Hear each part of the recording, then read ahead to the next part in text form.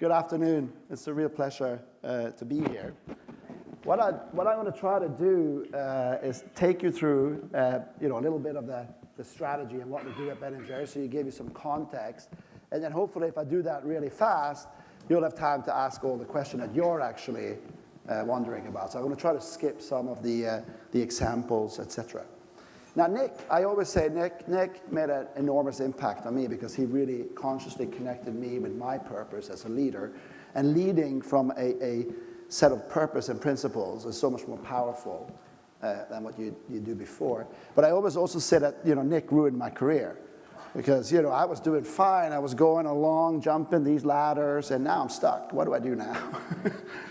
So there's a double-edged sword when you find your purpose. It adds another filter to everything that you do. Now, the one thing I'm not going to talk about is the new ice cream flavors. And I'm not going to talk about how to run an ice cream company. But one of the themes is, this should never have worked. So I want to put out of your mind one thing up front. Ben & Jerry's is an extremely successful company. We're growing double-digit. We're operating in 35 countries. We are the most profitable company in our industry. We have an extraordinarily healthy cash flow, asset utilization. Our waste levels in our factories are the lowest in the industry. Our operations is super tight. I'm not going to talk more about that, but you need to know that up front so that you don't sit there and say, yeah, that's A, never going to work, and B, they're probably never making any money.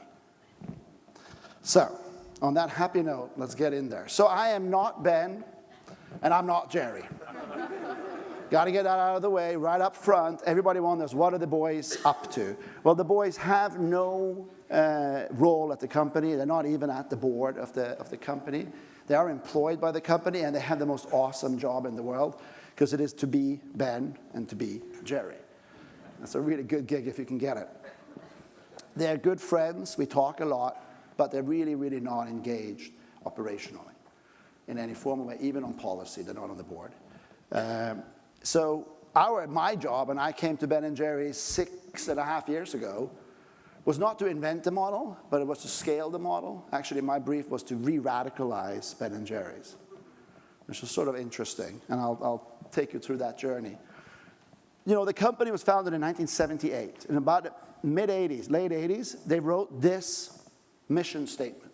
It's a 3-part mission, and it basically puts the 3 parts of the mission on equal footing. So every decision we make at the company, all employees, CEO, leadership team, we will look at that and we would say, all right, is it in the interest of the product, making the absolutely best possible product in the world, in the most natural way, with the least environmental damage? We are product fanatics. Whatever Nick says, we don't want anything shipping out of our door that isn't outstanding, because you can eat Ben & Jerry's and absolutely don't care about what we do for the rest. We just got to deliver a really awesome product. Economic, we got to return a sustainable return to our shareholders. Back then, that was a big fight because Ben wasn't that interested. But it was really locked in. It's got to work so that it can sustain itself. And then the most unusual one, the social mission, to have a positive impact on human rights and people around the world. Big, big topic. And the model is this model called linked prosperity. And I'll take you through it. That's the nerdy part. We'll do it quite fast so that you don't get too hooked up on it. Now, in 2000, Ben & Jerry's was acquired by Unilever. The guys worked out really quickly. It says Ben and Jerry on the front of the pack. So if Ben and Jerry go out there and say, listen, this is all bullshit, this wasn't going to work. So this really created a very unique structure. And this is probably the first moment when you could say, this should never have worked. Because Unilever acquired a company, but gave the governance to an independent board of directors that can stop any action of the CEO that they deem against the integrity of the brand and the company. And they have a whole bunch of other responsibilities. And again, how do you make that work? You could say you load the board up with friends and family. That's going to work. So it's a friendly board. Well, this board is nothing but independent. We've got the executive director of Greenpeace North America, Annie Leonard, on the board. We got the CEO of Heifer International. We got badass sort of NGOs on the board. And it works.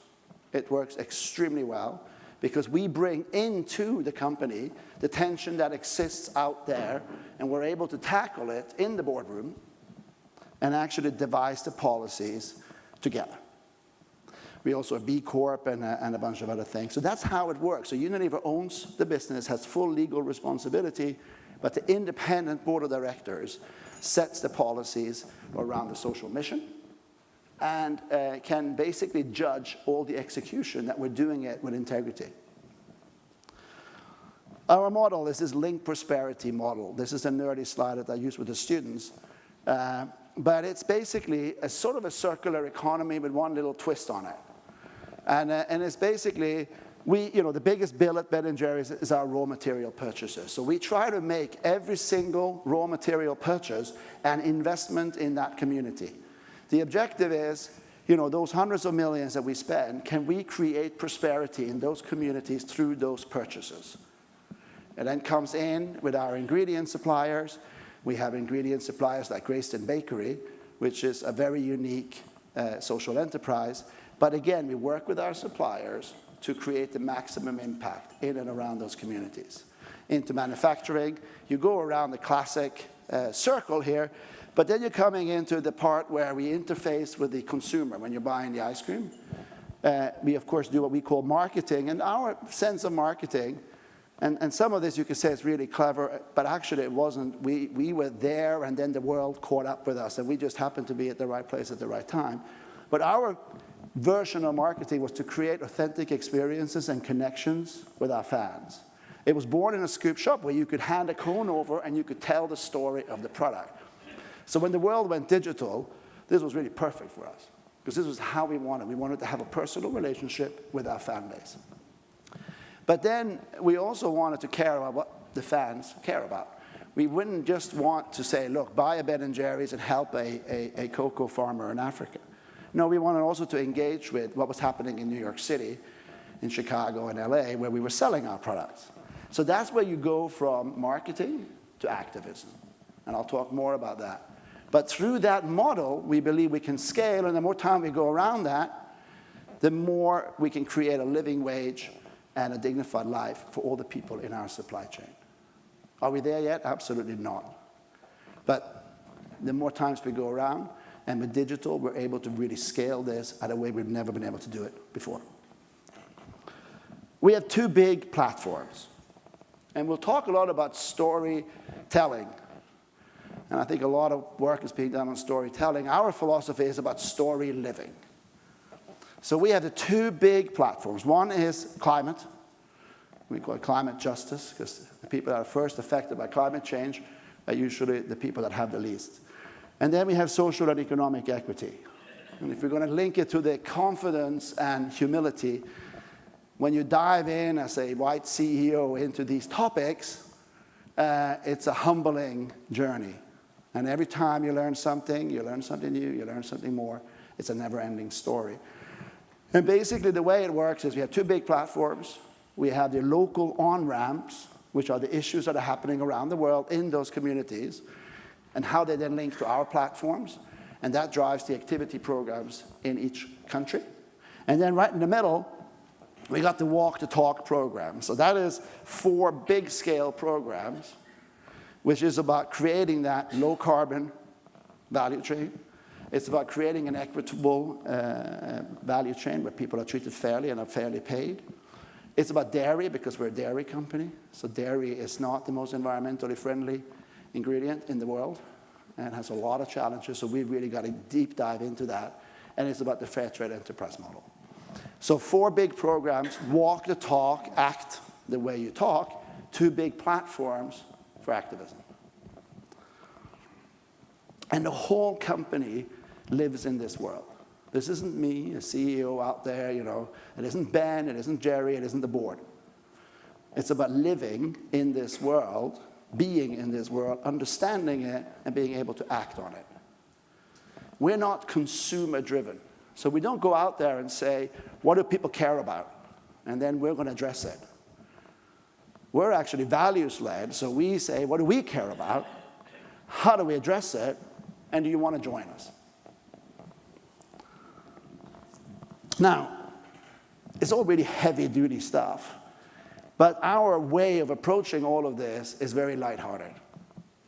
And the way that what we try to do here is to connect people emotionally, not rationally, because there's so much stuff out there, there's so much bad news, that you don't want to go out there and bring them more bad news. What you want to try to do is emotionally engage people to make a difference. So that's why I love this quote, you know, if I can't dance, I don't want to be part of the revolution. And it's really important because a lot of people sort of flip between these worlds, and they want to be either a really, really good company that focuses on telling all their fans and their consumers about all the great things that they're doing, or they want to just be a fun company, etc. We believe you have to do both. So there are three things in our marketing mix, so to speak, for Ben & Jerry's. So one is, I talked about it already, we are ice cream people. We live and breathe high-quality product. It's really, really important. Everything is centered around you spend money, you get your value for money. And then we got two other things. One is the social mission, and the other one is popular culture. That's where the party atmosphere comes in. But we have our own very unique take on popular culture. It's actually the hardest part to globalize. Globalizing the social mission has been easier than trying to work out, you know, the German sense of humor and our take on it. And this is a really interesting, and I get more questions typically on the popular culture thing than often on the social mission thing. I don't know, when Colorado legalized marijuana, my team put out this tweet. It became the biggest retweeted tweet up until then in our company's history. And it's just, you know, we are who we are. We didn't support anything. We just said, heck, we're out of stock in Colorado. What happened? And that lightheartedness allows us to engage a lot of people in a lot of serious issues. It's really hard to be angry if you're eating ice cream. I don't know if you ever try it. You take ice cream and try to stay angry. You know, we've had protesters, you know, some of the issues that we are historically supporting are polarizing, and they are polarizing, and that's fine. And we have the uttermost respect for people that have a different point of view. But I've many times had protesters stand to protest our initiative, and we serve them ice cream. They put their sign down, they eat the ice cream, we talk, we finish it, they put the ice cream away, take the sign back up. You know, it's just hard, and that's the power that we can do. We can bring people in. So I'm not going to do too much, but the two big areas, as I said, was climate. So last year was a big focus on the COP21 in Paris, and all of our countries, and all of the places we really campaigned to get a binding climate agreement. It's a sort of an integrated approach. We launched a product. We put it into our retail scoop shops. We do a lot of events. That is the world's fastest scoop truck. It's a Tesla. It carries 1,500 ice cream samples, and it's also a magnet when you drive into town and open up. And in the front, there's a signing up for our climate initiative. And then, of course, digital, which has revolutionized our business model. So this is where this corporate activism comes in. And it's really important that you understand it's not CEO activism. Because if it was just me out there saying, this is what I believe in, it could be powerful, it could be relevant, but it does not drive your company forward. So when you engage your whole company, and the company's stakeholders, the fan base, the NGOs, other companies, customers, that's when it becomes something powerful, complex to manage at times, and again, you're never always going to agree. But it's very different from CEO activism, when a CEO gets out and says, this is what I believe in. I just wanted to make that distinction up front. And right now, of course, as you might have noticed, there's an election going on, and we're working the campaign in the US. I'm not going to talk too much about it, don't worry. But it's about the democracy is in your hand, and democracy only works when it works for everyone. And we're sort of bringing all that together with a racial lens, a racial equity lens. Now, does this all work? This is something that the guys put in. I've never understood exactly how they do it. The point is that people that know that we're a socially responsible company versus the people who just like the ice cream are 2.5 times as loyal. And that's not that strange. I mean, if we share common values and outlook on the world, you're probably going to be a heck of a lot more loyal. But in my business, loyalty is king. So having this very loyal, big group of people really, really helps to drive the business. You can't go out there and do it to achieve this, just like you shouldn't really go out there and say, what do people care about? I'm going to jump on the bandwagon. But the net outcome is a very loyal group of people that will, A, consume the product, and B, stand up for the company when other people are criticizing it or, having that normal public debate. So if I summarize my sort of learning, 6.5 years, came there for a sort of a classic turnaround and re-radicalization. First of all, it really works. So, the reason my staff is so empowered and execute so well is because they really believe in what we're doing. It's bigger than just doing their job. So from a business point of view, all the metric is just stunning. Now, from an impact point of view, it's harder, but we do measure. As like everything, I believe in measure everything that moves.